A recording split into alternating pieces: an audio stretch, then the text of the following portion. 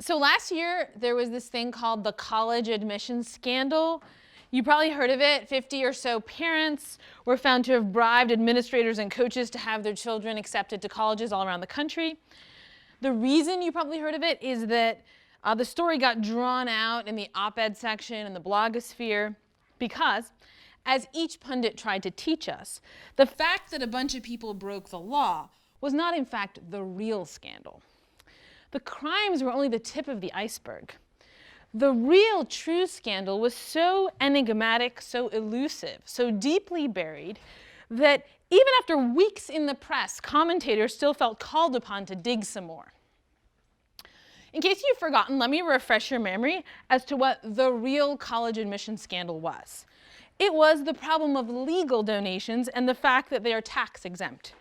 SAT prep classes, the fact that universities perpetuate a governing elite, the fact that universities fail to perpetuate a governing elite, grade inflation, college sports, the corporatization of the university, celebrity parents using universities to launder economic status into social status, the racism our universities fail to fight, the economic inequality our universities fail to fight, the fact that universities are not meritocratic, the fact that universities are meritocratic, the creeping credentialization of US society, rich parents spoiling their children. There was more, a lot more actually, but I think you get the idea. No one was going to be satisfied until the analysis of the scandal showed that universities were responsible for every ill of contemporary society. That is somehow what the stories about the college admissions scandal had to prove. The whole thing really upset me. So I wrote to an editor I'd worked with at the New York Times proposing a response piece. He said, go ahead. I wrote and I wrote. I wrote impassioned defensive rants. I vented my anger. I sought revenge. Sometimes I veered from indignation to optimism so quickly that the essay I was writing could count as a kind of record of the dissolution of my own mind. I cried. I lost sleep. I was, in fact, too upset to write anything worth publishing. The press on the college admission scandal broke my heart because I love the American university. I owe my life to it. Not my existence, that I owe to my parents, but my life, the way I live it, the things in it I care about. I was heartbroken over the attack on the university and heartbroken over my own inability to stand up for what I believed in. So let me not beat around the bush anymore. Let me tell you what I should have shouted in print a year ago. I'll start with what universities are not for. First, they are not for perpetuating the ruling or elite class. Second, they are not for achieving social justice. Perhaps they do perpetuate the ruling class. I leave such pontificating to others. And maybe they ought to do more to establish social justice. I leave such moralizing to others. But those things are not what they're for. Third, universities are not for making money, though they do call for careful financial stewardship. Fourth, they are not for producing better citizens. Fifth, they are not for producing happier human beings. If I had to measure the worth of my classes in my students' subsequent civic virtue or life satisfaction, I couldn't afford to lose touch with most of them after graduation. I'm sometimes saddened when that happens, but it never causes me to wonder whether their education was worthwhile. Okay, those 5 points cover basically all of the criticisms levied against the university, which means that all the critics who said it was not doing its job had first failed to identify what its job was. And as a professional philosopher, I can tell you that is step number 1 of the criticism process. You can't be bad at something you're not doing. Now, I want to grant that a university is easy to misinterpret because its innermost parts are hidden from view. What's visible is who gets in and who's excluded, the fates of its graduates, clashes between townies and gownies, 5-year completion rates, public relations catastrophes, IRS 990 forms. If you go on a campus to visit, you see the buildings, but you don't see what happens inside them. So imagine if you tried to understand museums by sitting outside and studying the demographics of who enters and who exits. You might conclude that they existed to perpetuate the elite and that they should work more to achieve social justice. Perhaps they do, in fact, do too much of the first thing and should do more of the second. Nonetheless, your research will be missing something very important about what museums are for, something that requires entering the museum and looking at the art. Now, that doesn't really get the pundits off the hook because they tend to be college educated. The real college admission scandal, if I may, is the fact that so many people who attended them appear to have no idea what they're for. So let me come out and tell you what a university is for. A university is a place where people help each other access the highest intellectual goods. A university is a temple to heterodidacticism. Okay, an autodidact is someone who learns best on their own by teaching themselves things.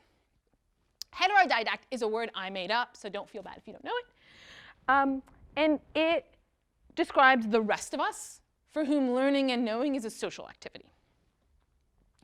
So while the college admission scandal was happening, I was teaching a class on Aristotle's scientific system. What a crazy thing to teach, you might think. Hasn't it all been surpassed by modern science? No, as a matter of fact. But even if it had been, it's truly amazing to witness the birth of scientific thought. Aristotle was the first to conceive that the changing, sensible, empirical world around us could be rationally systematized. And he did this in opposition to a tradition, beginning with Parmenides and culminating in Plato, that insisted such a project was in principle incoherent. The world around us is unknowable, thought Parmenides through Plato. Aristotle proved that science was possible. His books on physics, parts of animals, on the soul, on generation, corruption, etc., taken together, constitute the most ambitious intellectual project a human being has ever undertaken. And he succeeded to an astonishing degree. His most radical moves against his contemporary interlocutors are the ones that we've most tenaciously internalized. The biggest intellectual victories are the silent ones. They erase their own footprints. So you might think Aristotle's irrelevant because he so thoroughly colonized your mind that his ideas just seem to you to be the way things are. Aristotle is why you categorize things by quality, quantity, place, time, etc. Why you see a sharp difference between the is of existence, something is in the sense of it exists, and the is of predication, something is blue. Why you think of causation as a form of interaction. Why you distinguish between destruction and other kinds of change. Why you aren't bothered by Zeno's paradoxes of motion. Why you think something can be real and changing at the same time. Why you divide reality into what's actual and what's potential, etc., etc., etc. So in ethics, there's such a thing as Aristotelianism, right? Or Aristotelian ethics, which actually reflects the fact that Aristotle had a peculiar set of ethical intuitions that represent an alternative to the modern human rights-based ethical consensus. In science, there is no such thing as Aristotelianism. His victory there was so complete that he has erased the alternatives and erased his own name from the theory. Okay, I'm now going to make a confession about that class. I did not know the material I was teaching very well. Aristotle's natural philosophy is not my specialization, and I intentionally chose readings among that material that I was least comfortable with. Minutes before I walked into the classroom each Tuesday and Thursday, I had been buried in commentaries and confusion. There was so much I did not understand about Aristotle's arguments against atomism. But time was up. I had to get in there and say something. If you were in that class, you probably thought what I said sounded pretty good, pretty coherent. Actually, it was. But it wasn't all me. I was looking at the students' faces, noticing how they paid attention when I was making sense, noticing when they didn't follow. Their interest drew me out. I listened to their questions and reframed the argument on the spot. Sometimes an objection was so devastating I had to reorganize a whole lecture on the fly. Sometimes, when I just plain didn't know the answer, I'd just ask the question back at the class. It's a little trick. So teaching involves lots of tricks like that. There's a kind of sleight of hand when you're teaching, where the part of the student is erased and the teacher ends up getting all the credit. Actually, that's a point from Aristotle's Physics, Book 3. He says, the teacher isn't teaching if the student isn't learning, because it's only one activity. Okay, don't go thinking this was some kind of subpar slapdash course. This was one of the best courses I've ever taught. Good courses have all the messiness of human cooperation baked into them. That's what I wish I could have communicated to those embroiled in the admissions scandal brouhaha. I wanted to break down the walls around my classroom and throw a spotlight on it and tell everyone to stop talking, look, and listen. It's happening right here. This is what universities are for, reading Aristotle together. All the arguments about elitism and corporatization and donations were as irrelevant as the ivy growing on the walls. Okay, I could give you 100 more examples just like this, but I'll restrict myself to one more. The previous quarter, I taught a class on courage, and we read Homer's Iliad. I think the Iliad is one of the greatest things ever made by a human being, but I hadn't read it in at least 7 years. Why not? What had been stopping me from picking it up? For that matter, why aren't I rereading it right now? The answer isn't that I'm too busy. Professors are some of the least busy people in the world. That is a dirty secret of academia, topic for another occasion. Okay. The reason I don't read the Iliad all the time is that it is hard to read the Iliad. Have you ever tried? It takes so much energy. All those epithets, so many tendons being unstrung by spear points. I mean, maybe you thought I was some kind of special human who just sits around reading the Iliad for fun, but I'm not. I'm not that different from the students that I teach. They get their energy from me, I get my energy from them. That's how a university works. And it's totally amazing that human beings can do this, that we can form intellectual communities.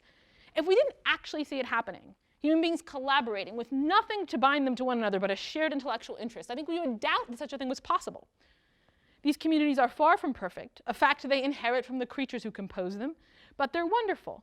Most wonderful is the manner in which the interest is shared, how the whole of energy and enthusiasm becomes more than the sum of its parts, eventually growing strong enough to vanquish a foe as formidable as the tedious, confusing intricacies of Aristotle's argument against atomism and on generation and corruption. A university is a world inside the world. It's a haven, a bubble, and the college admissions scandal was about trying to pop that bubble. My initial impulse was to see this as an act of aggression and hostility. They're trying to blame us for everything. But with almost a year of hindsight, I have begun to entertain the possibility of a different interpretation. Maybe the sentiment driving the scandal mongering was not a destructive impulse at all. After all, one reason you might try to pop a bubble is that you want in. As I mentioned, the journalists and pundits spearheading the attack did not lack for experience of the academic world. They had all been to colleges, good colleges, most of them. One of them, the New York Times journalist Bret Stephens, went to college here at the University of Chicago with me. We were in classes together. I remember one class in particular, with Leon Cass on Aristotle's Nicomachean Ethics. It was one of the best intellectual experiences of my life. And so at first I thought indignantly, people like Bret Stephens should know better. But then I realized people like Bret Stephens do know better. Maybe that's the whole problem. Maybe they feel left out. As college education spreads to a wider and wider swath of the population, we end up with a larger and larger population of non-academically employed college graduates, which is to say, exiles from academia. I guess many of you are such exiles. Maybe we've underestimated the longing, the nostalgia, the feeling of being shut out of the party. A lot of the animus directed against colleges and universities invokes the word exclusivity, right? Usually on behalf of the many qualified undergraduates who are not admitted to, say, this school or Harvard or Princeton, right?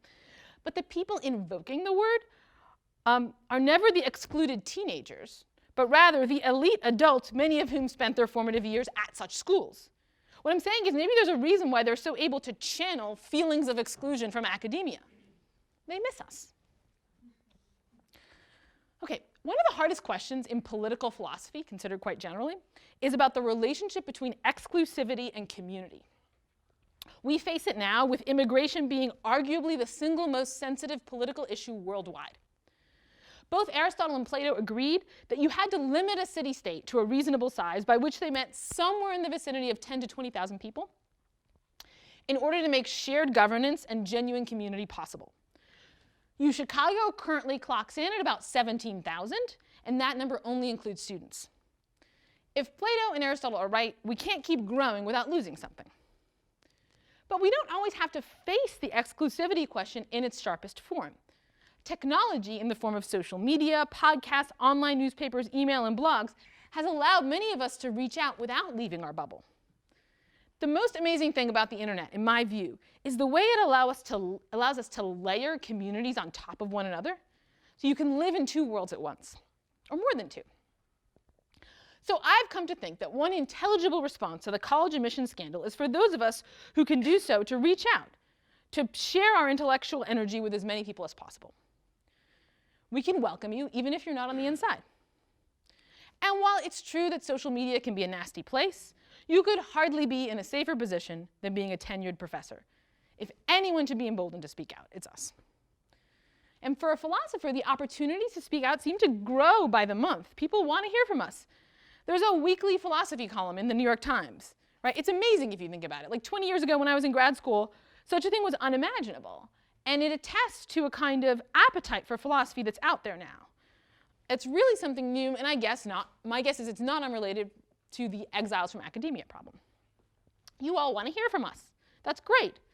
I think being open to forming new layered communities is the best way to preserve the walls of the old precious one. So I do lots of public philosophy writing, including a monthly column at The Point. I'm on Twitter. I appear on podcasts. I give talks like this one. My next book will be public-facing. Okay. A few hours ago, just before this talk, I got the following email. This is representative of the kind of email I get flowing in like a steady stream. Okay, here's the email. Dear Dr. Agnes Callard, hi. I'm an undergraduate philosophy student at Tehran University. I want to know, how do I have to read Plato? I mean, which dialogue I have to read first and which one last, and which of his translations in English is more valid and reliable. Oh, I have to tell you, we enjoy reading your ideas in the column of The Point magazine, The Public Philosophy, especially the one called Persuade or Be Persuaded. It's an email I got today. So my feeling is if I get and answer emails like that, I'm doing my part. But if I'm honest with you, it's not out of moral obligation. I'm not a very altruistic person. Ask anyone who knows me. There's some people who know me in this room. So if I'm standing here talking to you, you know there's an ulterior motive. There must be something in it for me. Is it honor, fame, and money? I did not get paid to give this talk, and when I am paid, the sums are not large. I will admit I like being in front of a room. But if I had really wanted a life of wealth and fame, I would have chosen a different career. Fame is clearly in some ways good in that it can indicate the value you have for other people. But fame is also noxious. It has a tendency to corrupt one's priorities, poison one's relationships, and make a person incurious, hypersensitive, and defensive. Living in the public eye, I haven't done it, but it looks exhausting. I don't want it. Augustine said, "Give me chastity, but not yet," and I feel that way about fame. I'd like to be famous after my death. Ideally, I'd like my fame to begin about 50 years after I die. That way my children and grandchildren are also spared the impact. Posthumous fame has all the benefits and none of the dangers of living fame. That's the best of both worlds in my view. So my hope is to do really exceptional philosophical work worthy of being remembered after my death. Okay, but where does public philosophy come in there? So first of all, if I'm trying to talk to people who haven't been born yet, it helps not to be too parochial. When I do academic philosophy writing, I'm addressing people who are in many respects similar to me. This allows me to presuppose a lot, which is helpful communicatively, like talking to your close friends, right? But the result is that I'm inside of a framework that is sure to sound dated in 100 years. Communicating with people you've never met is good training for communicating with people you will never meet. But the point is deeper than that and has to do with this sort of immense value, but also extreme elusiveness of simplicity. So let me illustrate it by giving you a whirlwind tour, like 2-minute tour of what you could call the hyper-simplified history of philosophy. If I say Socrates, a likely association is the unexamined life is not worth living. For Plato, maybe it's the forms. For Aristotle, empirical science. Augustine, the will. Descartes, I think, therefore I am. Hume, reason is a slave of the passions. Adam Smith, the invisible hand. Hobbes, you got to get out of the state of nature by any means necessary. Locke, human rights. Leibniz, we live in the best of all possible worlds. Spinoza, God is nature. Kant, the categorical imperative. Hegel, thought is historical. Mill, utilitarianism. Nietzsche, the revaluation of values. Wittgenstein, philosophy is when language goes on holiday. That's totally false, by the way, but that's what he thought. Okay. Sartre, bad faith. David Lewis, modal realism. Okay, if you're a historian of philosophy, you spend your whole life fighting to complexify the caricatured, simplified version of each of those philosophers that I just kind of telegraphed to you. But if you're not a historian of philosophy, those simple caricatures are what you're likely to know about each philosopher, which tells you something. We hold on to thinkers when they offer up one big, simple idea. Okay, maybe two if you're really lucky. But that's what you contribute intellectually to the world. Now here's the thing. If you write for an academic audience, you become something like a historian of yourself. You get lost in the intricacies of your own ideas. It's not that you can't see the big picture. You can probably see many big pictures, many ways of framing or boiling down your ideas to a variety of essential points. It's really hard to know what the world will take away from oneself. a lot of those thinkers that I listed would be surprised to learn what they ended up contributing to posterity. And that's kind of tragic, like Moses not being allowed to enter the promised land.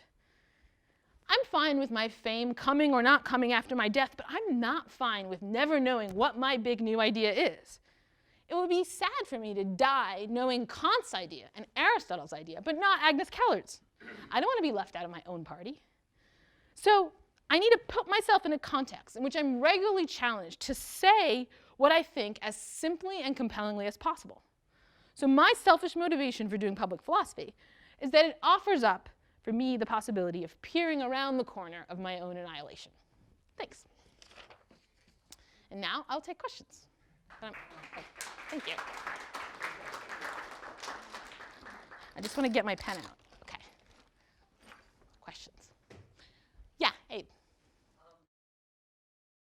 I know this wasn't the point, but what you were saying about the college admissions scandal, yeah. I didn't quite get, because basically the point was, people are focusing on all these things like corporate interests, a non-merit system of how colleges work. But what they should be focusing on is what the point of universities is, and the fact that so much great stuff goes on in them. But say that universities didn't let in anyone with an outie belly button. A lot of people would probably write columns and say they should stop prohibiting people with outie belly buttons from coming to universities. And then someone could say, you're missing the whole point here. The point is, look at all this great stuff that's happening in universities with all these innie belly button people. And they wouldn't be missing the point. The people criticizing universities, because they're not talking about the point of the university, they're talking about how it's managed. Good. Fair point. And so I think it's totally legitimate to criticize the management of the university on many, many points, right? But what I was specifically addressing was the sort of scandal mongering. So there, in fact, was a very concrete criticism that could have been made, namely a whole bunch of people broke the law, right? That was the problem. And then they were, in fact, caught and tried and et cetera, right? So that's like what happened. But then people were like, no, look, the university system is broken. There's something fundamentally wrong with it, right? It's not doing what it's supposed to do. And there, I think it is important to think about what is it actually supposed to do, right? If we're going to criticize it in that kind of fundamentally broken way. And all the criticisms were really criticisms about the relationship between the university and the sort of society in which it's situated, and the ways in which the sort of problems that infect one can also infect the other. And I think those are, it's not that one can't make those points, one can, right? But there's a way, the diversity of diseases, right, pointed to like a failure to start with saying, okay, what are we trying to do with a university, right? And then how can we do that well? But don't you think part of the point is social justice? Like, where it started is giving people knowledge and helping them foster a community in which they can understand stuff. But I mean, there's other concerns to be had, including social justice. Right. And I granted that. I said maybe universities should do more to try to mitigate some of the problems in the society at large. In particular, maybe they should be worried about ways in which they might be amplifying those problems, right? So I think that that's right, but in some way I think even if they didn't do any of that, like that, it would be a problem, but it wouldn't be a basic brokenness of the university, because that's, yeah, that's the point. Okay, other questions? Yeah. You tried to suggest that we could have multiple communities at a time. Yeah. That we could live in multiple, you said that some technologies could help us do this. Can we actually replicate the settings of a university via the internet and things of that nature? I do not think I will be reading as much Aristotle as I'm currently reading 40 years from now, no matter what I'm doing. Right. I think that's, so one thing is like, I think the most honest answer is that I don't know, but it's not as though, we certainly haven't done it yet, okay? So I'll tell you about various kinds of experiments that I've tried. So I taught an online course for alumni once, in which we had like online discussions via like Zoom. Do you know Zoom? Like it's like this sort of, it's like Skype, but there's like a lot of faces in boxes. Kind of like No, you're not going to get that reference. Okay, forget it. Yeah, you can imagine that. So it's sort of like an attempt to have like a kind of online like group conversation, right? And I found like for that same course, we had like a chat board where people could post stuff, and the conversation was better than the chat board, but it was nowhere near as good as a conversation in which people were actually present in class. And it was interesting to me, like, why would it matter whether the faces were on a screen or like in front of you? But and there are actually a lot of people studying this right now. It's like a really hot topic in Silicon Valley because they're like, we'd be so much more efficient if we never had to meet each other.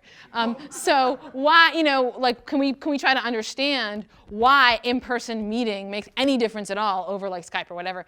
I personally have a theory about one thing that people have not noticed about that, which is that I find that with meetings that take place either by email exchange or by Skype or by Zoom or whatever, I form way fewer memories about those than I do with in-person meetings. I don't know why that is, right? But so it could just be me. But I have this feeling that the kind of poverty of the sensory information just means that the experience has like a less impact on us. And so even things like, color and smell and sound, all this stuff that's coming in here, that has a kind of lasting cognitive effect, at least on me, right? So that would be a little theory, and that also suggests like, it's going to be hard to fix that, right? So I don't tend to think that there's going to be a solution where the internet sort of just plays that role. However, like that student from Tehran who emailed me, right? What I told him is, first and foremost, in terms of how you read Plato, you need to find some people to read it with you, okay? And you'll be surprised. People will, if you just approach them and like someone in your class and say, do you want to read Plato with me? They'll probably say yes, right? Just because they'll be surprised and they'll be like, if you can't catch people off guard, they'll agree to a lot of stuff, right? So one question might be not how does the online community function as a replacement for in-person community or a version of in-person community, but how can it like foster those sorts of communities? Like how can we create things online that get people, so like there's the thing that made me happiest when I heard about my point column is that there's a bunch of grad students at the University of St. Louis who have a reading group where they get together to discuss my point columns. And that made me so happy, like that's the sort of thing I think needs to happen where it's like, okay, I wrote this thing, I write these columns, but just reading a column isn't philosophizing, right? But if that provides an occasion for people to get together, and those people would, okay, these are all philosophy grad students, so. But yeah, I think what we need to do is then also think in terms of how the internet can reorganize society to create sort of like actual in-person communities would be my view. But maybe we'll come up with some version of the internet that doesn't have that problem, but I sort of agree with you, I'm skeptical. Yeah? I think it's a very difficult task to try to state what a university is for in a conspicuous way. Mm-hmm, I agree. You presented it, you said it's not for this, it's not for this, it's not for this. Yes. And then you stated what it's for. Yes. But in the way that you present, what you stated as it's for, I couldn't come up with a way to figure out when a university has failed a student. Yeah. Could you say a little bit more about when you can recognize that a university has failed in its responsibility? That's a really good question. So I think that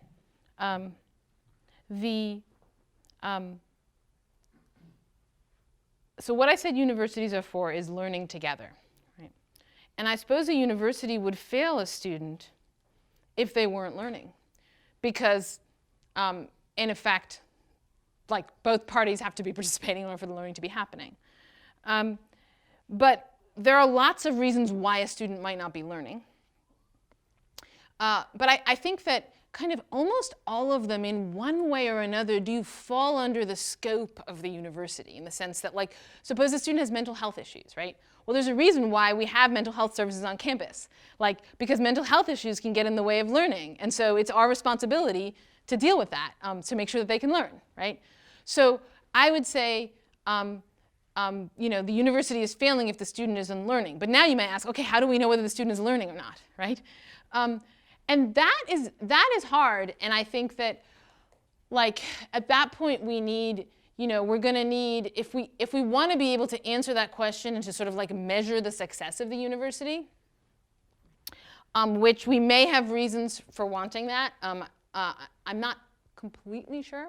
I suppose we would want to get better at it, so that would be a reason why we would want to know.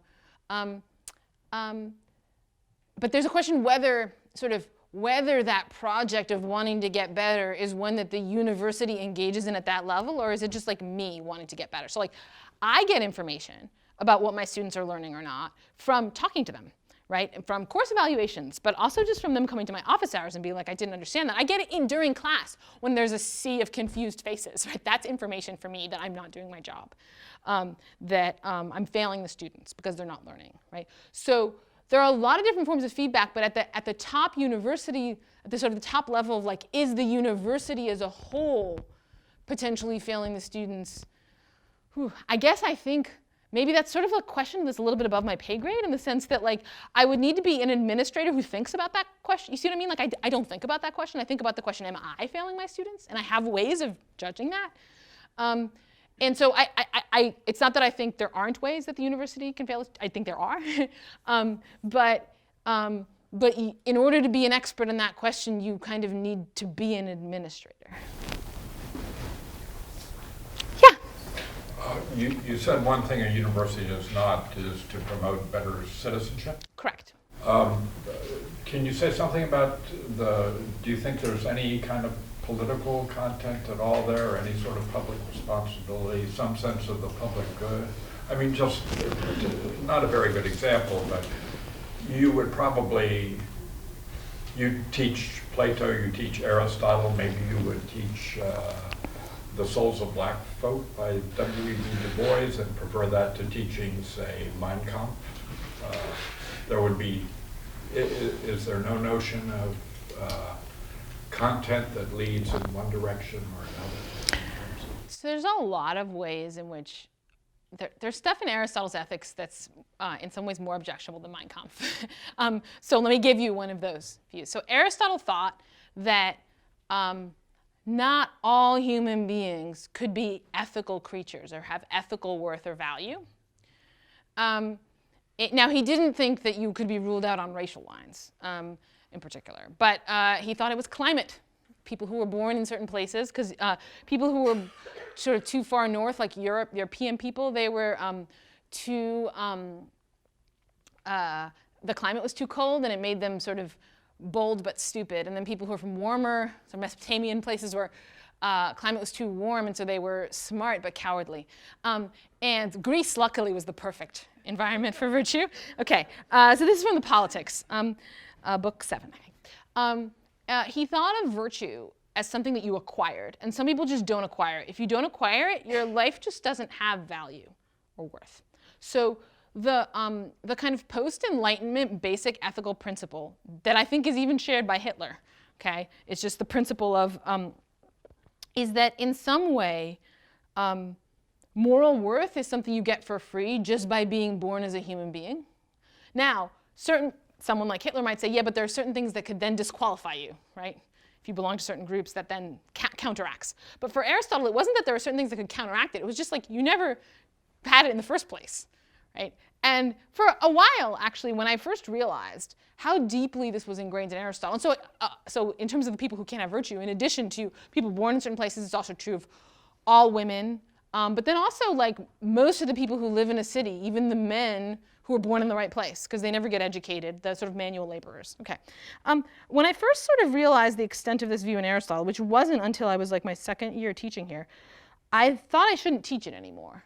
And not for civic reasons, but just because I'm like, well, this is an immoral theory, so I shouldn't teach people to be immoral, so I shouldn't like teach it. And then over time, I came to change my mind about that, because I realized we can actually learn a lot from it. There's a problem with our own ethical understanding, that there's a kind of lacuna that Aristotle can help us fill in, even though we don't want his theory, because it has a lot of objectionable bits to it. But in any case, this just to say, I am sort of alive to these questions of like, is the moral theory corrupt or not? But I'm not necessarily averse to teaching something that's corrupt. I've never read Mein Kampf, but I've heard enough about it that makes me think it would have very little intellectual value to teach it. Like there wouldn't be much of interest in it. Though I could imagine it being taught in certain courses here that are focusing on like a certain kind of historical angle or whatever. So I don't think it would be ruled out that that book could be taught at this university. Does that show that I'm not trying to create good citizens? No, actually. I mean, because you might well think that good citizens, are able to approach a variety of texts and take a certain critical stance and all that. Look, I would hope that universities make people more fit for citizenship. This is related to the question Abe asked. Just like I would hope they would improve things, social justice. Like, it's not that I think those aren't potential benefits that they can provide. They are, and we should try to provide them to some degree, but it's not fundamentally what they're for. It's almost like you could imagine, if you have like a laundromat or something on the block, the laundromat, by existing on the block, stands in all sorts of relations, political relations to the community, and they might support certain charities, and they might, right? But then there's something fundamentally that they're doing, which is laundry. And so I think like there's something that we're doing, and it's pretty specific, and it's education. And we think it's good to be educated for a bunch of reasons, but I think it's important, I guess, it's important in resisting the tendency to blame universities for everything to get clear on like what exactly they're trying to do. Yeah. So your response to the question, like when is a university failing its students, specifically that if maybe they're not providing the mental health services that they should be, then they might be failing their students, yeah, made me think and realize that the real college admissions scandal was saying, in the same sense that students with mental health issues are not getting the education they should, students without, $1 million to bribe the university are not getting the education that they should. So there's this class of potential students who the university is failing by not educating them. And that kind of made me think that maybe the level of this criticism of the university is precisely at the administrative level that you kind of wanted to remain agnostic about. So maybe you're very good to speaking to what is the point of, Professor Callard teaching philosophy, and that is educating her students. But, someone in the business school at this university, the professor there has a rather different objective in some senses. Yeah, they're educating their students, but they might also be interested in like having research assistants help them sharpen a model that they have, or something like this. So maybe I'm wondering if maybe what you're asserting is the goal of a university at large is actually the goal of like specific departments within the university. Good. So when I said heterodidacticism, I meant that to include a bunch of different relations, of which I only illustrated one. So I think that so first of all, it's not true that my only kind of learning thing that I engage in is like teaching undergraduates, right? For one thing, sometimes I engage in just learning from undergraduates, but for other thing, I teach graduate students, but I also write, and I do lots of stuff that some of it is not that connected to my teaching here, but much of it is connected. I think likewise for a business school professor, who like a couple nights ago, I had this sort of like public conversation with a business school professor. Maybe she's a bit unusual because she's a kind of psychologist who works in the business school, right? But, she's asking questions about the nature of human motivation and how it responds to incentives. And she's doing like empirical work on that, and she's teaching classes on that, right? And like she's in a university because she feels she can understand that stuff better with other people, right? By, in some ways, collaborating with other people. So I think of the university as a kind of collaboration for the sake of knowledge, intellectual collaboration that happens at a variety of levels. Now, I guess I don't think, so maybe it was wrong if I led the impression that like the administration has some other project besides that. I think it's more like the administration has the job of supervising that at a very, very high level, okay? That's the only project, like that the administrators are not allowed to have their own goals for us because like they're not really doing the thing. In some sense, it's the students and the faculty, whatever, who are like, engaging in the activity, and then that's being like, that has to be sort of monitored and make sure that it's functioning by the administration, but it doesn't have independent, I don't think they have independent goals. But that doesn't address your question about the other students that we're not teaching, right? So I think that I guess I think that the job of the university is to teach the students who are the students of that university, not to teach all students or to teach all possible students or to teach all students who are at the intellectual level of this class of students. And in that way, the university wouldn't be that different from the laundromat, where the job of the laundromat is to clean the clothes of those people, the people who bring their clothing to that laundromat, right? Not to clean all the clothing in the world. So I guess I don't think that a university is failing in its mission if there exist students who are not educated by that university. Though I think there could be forms of like deciding who gets in and who gets out that might be wrong or unjust in some ways, right? So I want to grant that. But I don't even know, like, suppose we could double the size of the University of Chicago without losing anything. Okay, suppose we could do that. And the University of Chicago, by the way, more than most universities of its caliber, has expanded. Right? And I take that to be good. I support the expansion, though not unlimited expansion. But suppose we could double it. Would it somehow be pursuing its mission twice as well? I don't know, because I guess I'm not sure that we can aggregate education in that way. Like, well, now we've done twice as much educating.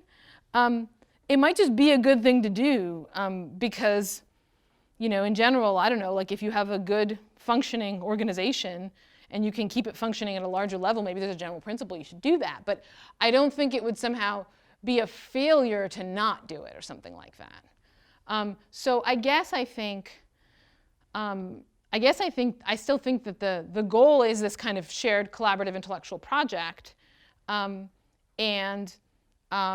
know, the job of the administration is to make sure that that's functioning at the highest level, and then you know, there are justice issues that are going to show up with respect to who gets to participate and who doesn't, but those are in some way tangential.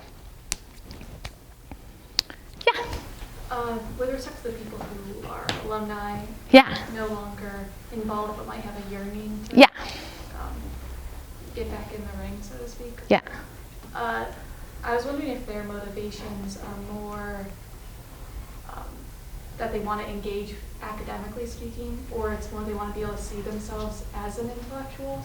And I understand that posturing might be a stage on the way to, you know, understanding the value of academia, but there's a worry with respect to public philosophy that they get stuck somewhere in the middle. They see themselves as an intellectual, but they don't get all the way to seeing the value. Yeah, good. Yeah, so you've kind of predicted my response a few ways in terms of I'm a fan of posturing in the sense that I think posturing is how we get to actually doing the thing. I think that I guess I sort of suspect one would need actual data to support this kind of claim, but I sort of suspect it's on an accident that it's sort of journalists who are feeling the pain here. Like, being a journalist, like, and I know this because now doing some public philosophy writing, it's sort of like being a little bit like a journalist, right? You know, it's a kind of intellectual pursuit. Like, it's kind of close to academia, but like not quite there, right? Like when I write a column or something, there are always like so many arguments and problems that are just right in the background, and like I could go on and on. This could have been the paper, but in the column I get to just ignore all those, like with a little bit of kind of fancy rhetoric and oratory, right? And I'm kind of good at that particular thing, right? So that when the person reads it, they think I've sort of achieved something argumentatively, but I can see all the holes. If this were a philosophy article, you know, there's just holes everywhere, right? And so that's sort of me saying, oh, I get that if I were just doing journalism in a way, I would feel like there's something more, you know, that I should be doing. Okay, and am I in some way, by producing this kind of journalistic philosophy, am I supporting people in kind of getting only to that stopping point? Maybe.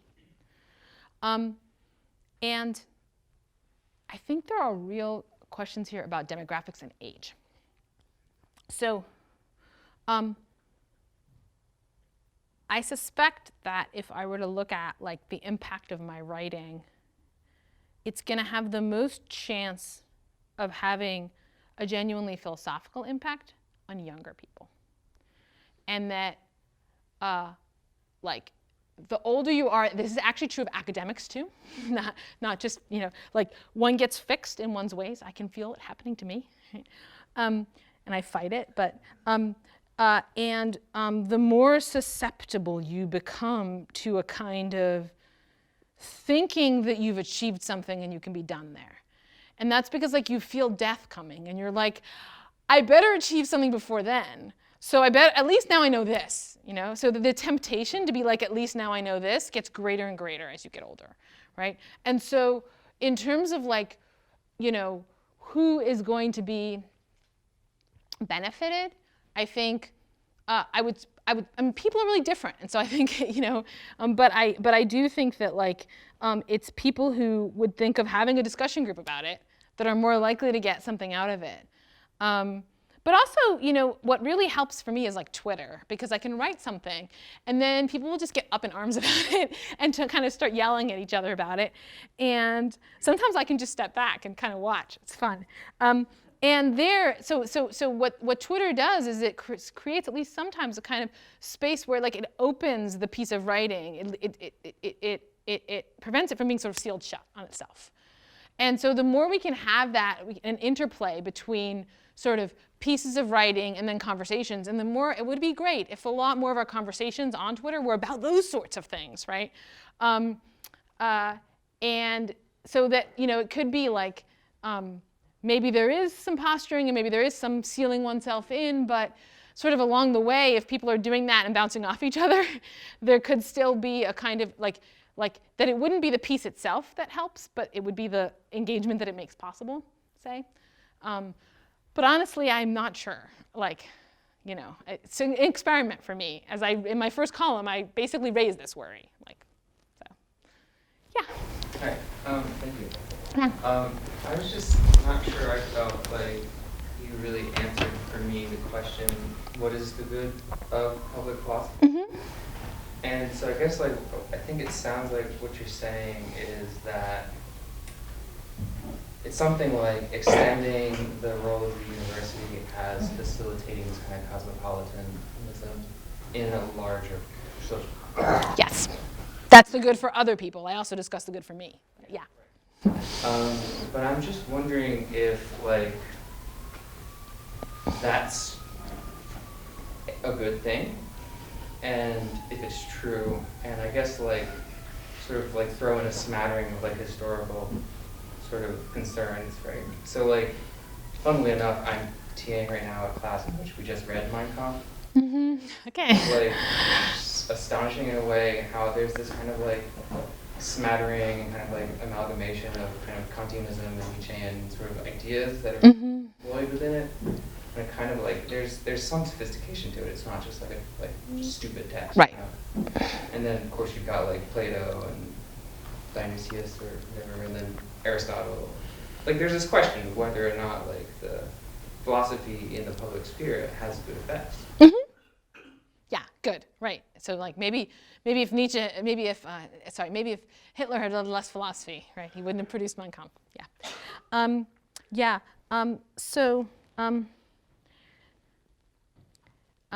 I suppose that for me, the way I would first pursue that question is like, what is a good effect?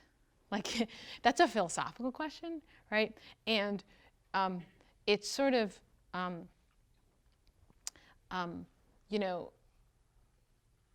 I think it's easy to think you don't have to ask that question when you are discussing a text like Mein Kampf, because you're like, well, look, like here's a guy who murdered millions of people. So that's clearly bad. So now we know what bad is, so we don't need to worry, we don't need to think about that anymore. Let's just figure out how to not bring that about or something, right? And, you know, I think it's less that I think learning and knowing improve the world. I hope they do. that presupposes an order of priority. Like, it presupposes that there are other things that are more important than learning and knowing. And that we're trying to bring those things about, like non-killings. It's more like, I think that understanding, like, the world, the universe, the human condition, our place in the universe, everything from all to our emotions, all that, that's like a basic function of what it is to be human. And to engage in that is like to live well. But sometimes particular acts of engaging in it might have bad results, right? So it's, I think it's reasonable to ask whether, in a way, Indigo's question about, are you sure that doing public philosophy actually does lead to heterodidacticism, right? That, I think, is like, I'm very vulnerable on that point and be like, yeah, maybe it's an empirical question. How does one know? Because one doesn't get the kind of feedback that one does with students, right? But the question, like, does it improve the world, considered independently of whether there's learning, I'm less worried about that. Because it's like, I think learning is intrinsically valuable. So, in effect, it's an improvement in and of itself, I guess I would say, if I'm achieving it. Yeah? For me, if I would think about this scandal that you were first talking about, yeah, the principal concern for me is exclusion. Right. And I think that's where a huge amount of the anger in our society is right now. Right. And so, for me, this question of whether the university doesn't perpetuate exclusion from exactly the kind of thing you're talking about, that is conversation and right. collaborative learning, and whether the university doesn't have a responsibility to somehow think about that and how to ameliorate this exclusion that is such a profound ill. I agree. So, sorry, yeah. May I also say, yeah. I applaud the fact that you are doing this blogging and all of this other stuff, but then I'm thinking, well, who exactly has access to blogs, and who exactly are your interlocutors, Well, that's why I gave you that example from today. Like, this is a student from Tehran, okay, who I wouldn't have, there are students in St. Louis who email me. Last week I was at the University of South Dakota in Vermillion, okay, where it's a big university, but they have 10 philosophy majors. And 150 people came to my talk, most of them not philosophy majors, people who otherwise wouldn't have access to me, say, right? Because they go to the University of South Dakota, not here, and they don't study philosophy. And so it's not just blogging, it's also, I think, giving talks is also a big part of it. Even I run a late night debate series called Night Owls here at the university, where a lot of students who aren't philosophy majors come and engage in philosophy, right? So I think there are a lot of different ways to break down walls, right? But there is a tendency with respect to the way that got discussed in the media to focus on the question of admissions, right? And I guess my thought is like, look, if you put all the pressure there on admissions, you can have discussions about social justice, right? But we're not going to be able to let everyone into the University of Chicago. That's just not a plausible way to remedy the exclusion problem. That is, these kinds of institutions are by their nature exclusive in that way. Now, how can we be less exclusive given that fact is sort of my thought. My thought is like, we can use technology, but also, the technology of airplanes too, right? Of going somewhere and giving a talk. So I think you're absolutely right. It is a real problem. But I think that the sort of exclusion that you're talking about, I guess my thought is that it isn't just about an exclusion of status or posturing, that there's actually a deep desire on the part of many people to share in intellectual life, and that we should think about this sort of exclusion problem at that level of abstraction. Yeah. This is kind of pushing on similar lines, but Yeah. I guess I'm wondering, so given, if you adopt the view as you seem to be doing, that education, I guess, is and ought to be just about sort of the intrinsic enjoyment of the intellectual experience, what is the justification for having a selective admissions process based on academic merit at all? How does that change like if we're not here to be trying to do something that goes beyond the walls of the university, like why not just why not just have like an open lottery process or like a first come first serve? Like how do you square your account of the university with the current way that it's set up? Yeah, that's a great question. So, and I'm not sure that I can. That is, I'm not, as far as what I've said, so like here's something you might think. You might think some people are better at learning than others. And so you're going to have a better university if you get better learners in there. And that admissions picks out those better learners. I don't actually think this, but I'm just saying that would be a justification, right, for the current procedure. Suppose we couldn't justify the current procedure. That is, suppose, as I think in a certain way, there isn't really such a thing as better learners.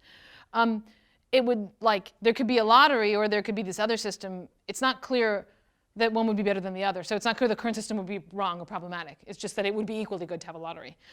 So recently, there was a forum in the Chronicle of Higher Education that I participated in on meritocracy.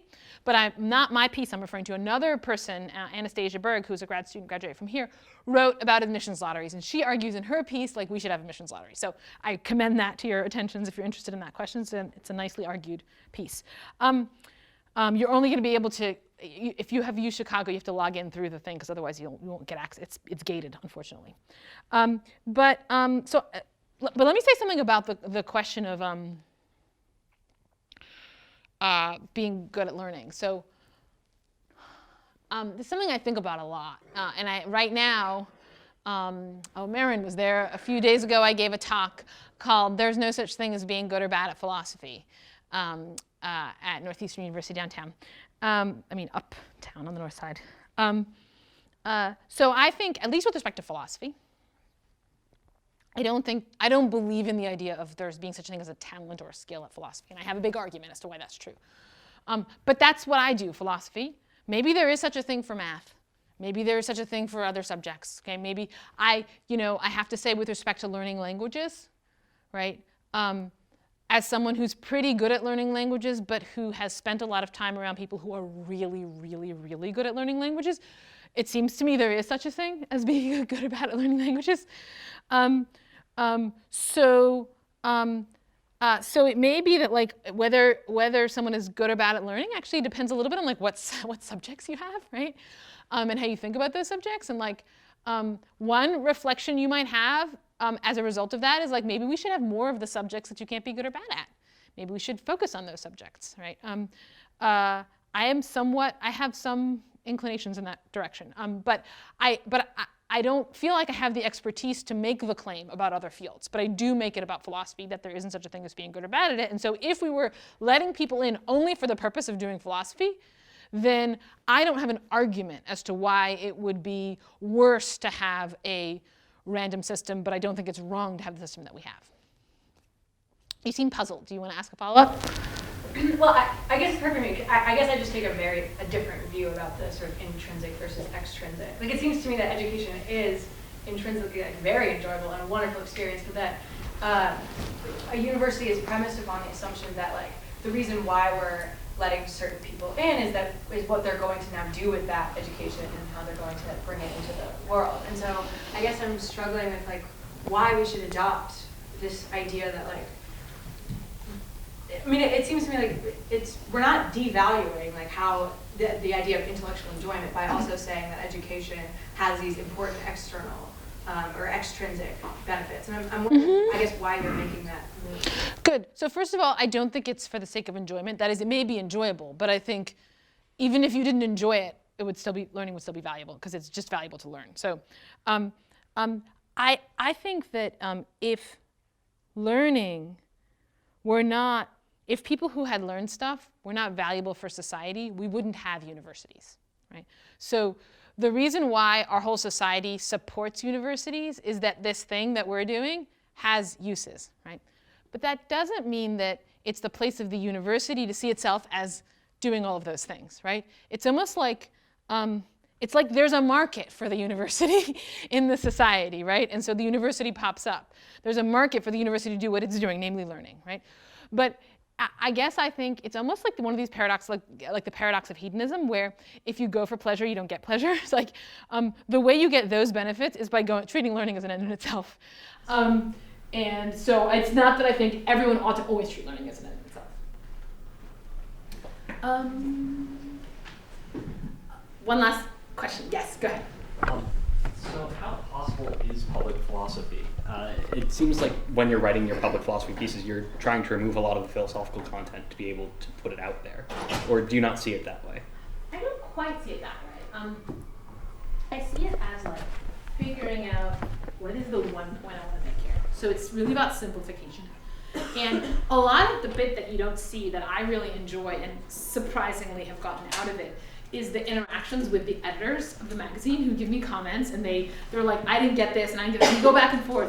And it's really different from academic writing, where that doesn't really happen. Like, you get comments, you get counter arguments and stuff, but with academic writing, when you get referees objecting, like, what they're really doing is just asking you to put more and more epicycles into your paper. But with the column, it's really like more like a conversation between you and the editor, where they're trying to understand your point and telling you what is standing in the way of their understanding your point. What I've really come to appreciate through this process is like editors at these places like The Point, and the New York Times, New Yorker, are like really good conversation partners, right? And so what I'm doing there is I'm trying to get down to the main point, the main question. And that means I have to set aside a lot of other, kind of interesting points where if this were a philosophy article, the referees would be like, you need to answer these 17 questions, right? And so the editorial intervention goes in the opposite direction from the academic editorial intervention. And I do think that is philosophical, and I think it's a kind of pressure in a direction that philosophers usually don't get. That's really the thing I value about it, is the pressure in the direction of simplicity. Pretty much every other context I'm in, including this very conversation, the pressure is in the direction of complexity, right? As I'm speaking to you and answering your questions, I'm complexifying the talk that I gave, and I'm adding epicycles, and I'm making distinctions, and right? That's just the way it goes, and I think that's really good, and that's philosophy, right? But there's something really valuable about being pushed in the opposite direction, and otherwise I've found very few fora that actually do that. Okay, thank you guys very much.